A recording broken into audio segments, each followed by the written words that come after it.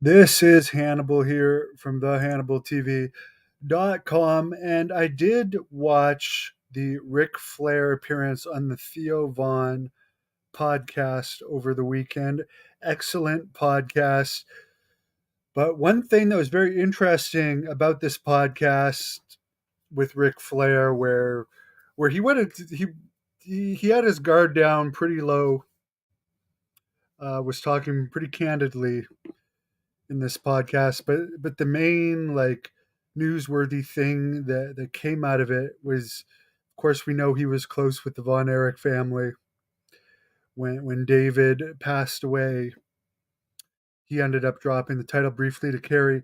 He said that the reason David Von Erich died was due to basically a Soma overdose or a Soma bronchospasm, which is in a case which is listed here, the second dot, where you take so many somas, which is a pain medication that a lot of wrestlers are dependent on, and particularly were up to about the early 2000s.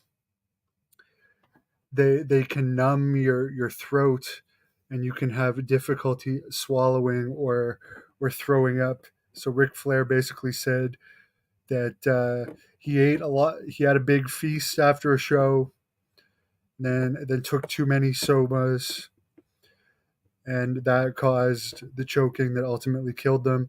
We have heard many people report over the years that Bruiser Brody was the one that found him dead and flushed pills.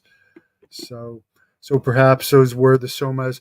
Other noteworthy things about the podcast: he did talk about his rehab, that he went to rehab after his son died, that he didn't like, and he claimed he started drinking again immediately after the rehab. He contradicted himself. First, he said he didn't drink for a year. Then, when he told the story of being in rehab for a month, where he mentioned he was smoking cigarettes in rehab, he said when he got out of rehab, he immediately went to a bar and ordered a ton of drinks, Miller Lights, as well as cranberry cocktails and other hard drinks. So I'm not holding that against him. He also talks about women a lot in this, his ability to get other wrestlers laid. He talks about the amount of cocaine Roddy Piper was able to do, and that he once was given like a spittoon of cocaine. And he said after a match in, I think, the Dominican Republic, and he said that Piper could have put Scarface to shame, and we've heard that from many people. Uh, Very interesting. He did talk about that the wrestling business isn't the same, and like even in his 70s, I think he's almost 75 now. They try and cancel him all the time. They did try and cancel. He was successfully canceled briefly a few years ago, and he brings up that he never would have lasted if the times had been like this when he was in his prime. He went into details about cheating on his wife, and that his wife, I don't know which one it would have been, eventually hired a private eye to come to spy on him on the road, and that he tried to get the private eye laid. Lots of funny stories. And again, I like Ric Flair. This was like a 2 hour podcast that went by really fast. Um, so I'd recommend it. But yeah, very interesting. It is a must relax. Yeah, I had a roommate in Puerto Rico that took them because you could get them under the counter, and I saw firsthand the bad side effects I could have. I think Bison Smith, who I also knew from Puerto Rico, died from mixing somas with cocaine.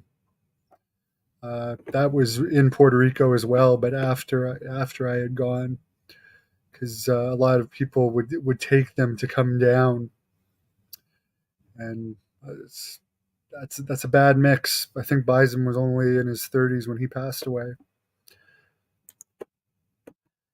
Ric Flair's claims sound like pure speculation. I don't. I don't know. I'm just saying what he said. I'm a big fan of the Von Erichs, but it is a very dangerous muscle relaxant, and that story does sound legitimate. It sounds legitimate. I'm not saying it is. That was the first time I've heard someone on record specifically say somas, and then when I look up that one of the side effects of them is the swallowing thing, and we have heard Kevin say on the Von Erich WWE DVD how much he ate that night.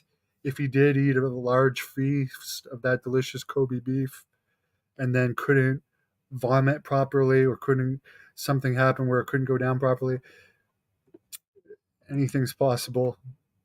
But anyway, I just thought I would report that because I'm very interested in the Von Erichs, and I'm highly looking forward to seeing their movie.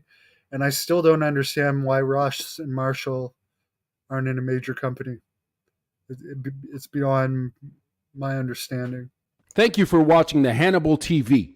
Please like this video if you enjoyed it and click the subscribe button to not miss any of